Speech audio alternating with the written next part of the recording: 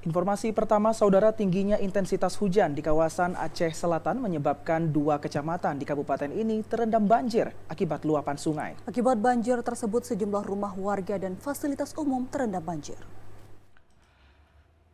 Sejak dipindahkan dari Lawung, sudah 4 kali para imigran ini mencoba melarikan diri untuk meninggalkan kamp pengungsian yang ada di Minaraya, Padang Tiji. Bahkan pada tahap pertama dan kedua berhasil diamankan oleh petugas. Namun pada tahap ketiga, mereka berhasil lolos sebanyak 9 orang sampai sekarang belum ditemukan.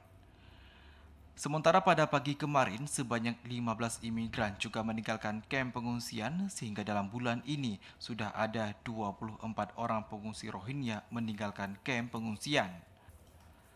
Camat Padang Tiji Astriadi menyebutkan berdasarkan informasi mereka sudah seringkali melakukan upaya kabur dari kamp pengungsian.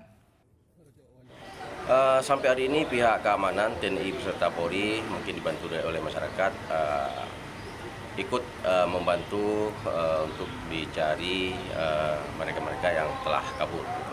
Pihak kami seperti biasa tetap melakukan pencarian dengan harapan kalau ada masyarakat ataupun pihak manapun yang mengetahui keberadaan, segera dilaporkan kepada pihak keamanan setempat. Astriadi menambahkan bahwa mereka kabur melalui pintu kamar mandi dan menghimbau kepada siapapun yang melihat para pengungsi Rohingya ini untuk melaporkan kepada pihak berwajib.